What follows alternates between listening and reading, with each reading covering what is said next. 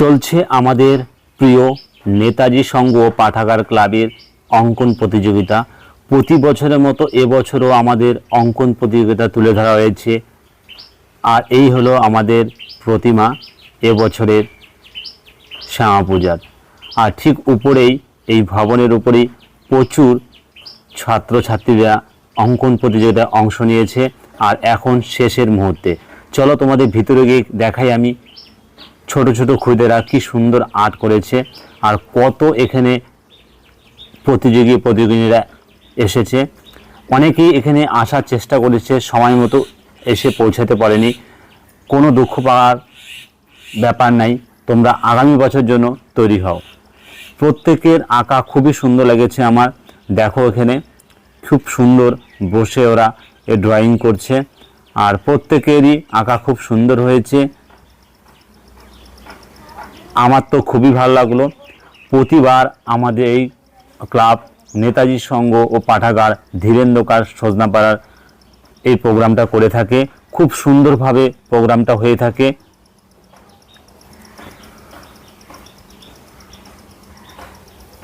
এই ভিডিওটি সত্যি যদি তোমাদের ভালো লাগে একটু শেয়ার করে দেবে।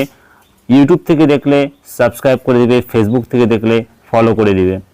দেখো প্রত্যেকের আর্টটা খুব সুন্দর। এখন প্রায় শেষের মুহূর্তে আর ওদের কাছে সময় আছে আধা ঘন্টা। 2 ঘন্টার এটা সময় নেওয়া হয়েছিল। 2 ঘন্টার মধ্যে বয়সের বিভাগ ছিল। গ্রুপ এ ছিল বয়স 0 থেকে 5 বছর পর্যন্ত। বিষয় ছিল তোমার মন যা চায়, রং তুলিতে ফুটিয়ে তোলো। গ্রুপ বিতে ছিল বয়স 6 বছর থেকে 8 বছর পর্যন্ত। বিষয় ছিল গ্রাম বাংলার জীবন। আর গ্রুপ সি ছিল বয়স 9 বছর থেকে 11 বছর পর্যন্ত। বিষয় ছিল সামাজিক বার্তা। গ্রুপ ডি ছিল বয়স 12 বছর থেকে 15 বছর পর্যন্ত। বিষয় ছিল উত্তর বাংলার বন্যা পরিস্থিতি। আর গ্রুপ ই ছিল বয়স ছিল 6 বছরের ঊর্ধ্বে, অপারেশন সিন্দুর। যাক, এই ছিল আমাদের গ্রুপ হিসাবে ভাগ করা। প্রত্যেকটি প্রতিযোগিনী খুব সুন্দরভাবে আর্ট করছে আর একটা সুন্দর একটা পরিবেশ পেয়েছে। এবার আমাদের এই নেতাজি সংঘ পাঠাগার ক্লাবে এই ভবনে একটা বড় জায়গা পাওয়ার পরে প্রতিযোগিনীরা খুব সুন্দরভাবে একটা পরিবেশ পেয়েছে, সেখানে নিজের আর্ট তুলে ধরছে। প্রতিবার আমাদের ডাকের সাড়া পেয়ে দূর দূরান্ত থেকে ছুটে আসে ধূপগুড়ি, গয়াকাটা, দোরামারি, খগেনহাট এবং আরও অনেক দূর থেকে অনেক প্রতিযোগী অংশগ্রহণ করে।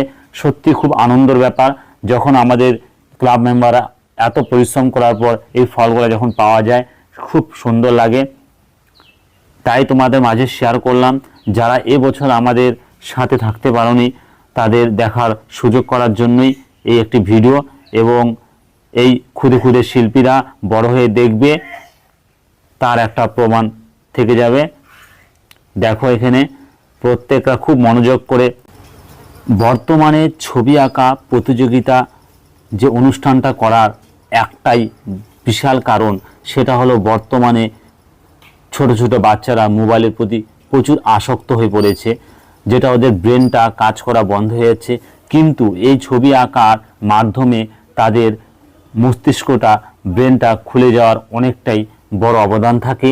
তাই সবাই উৎসাহের সাথে প্রত্যেক পরিবার থেকে যতটুকু যা সামর্থ্য আছে বাচ্চাদের ছবি আঁকা শেখানো।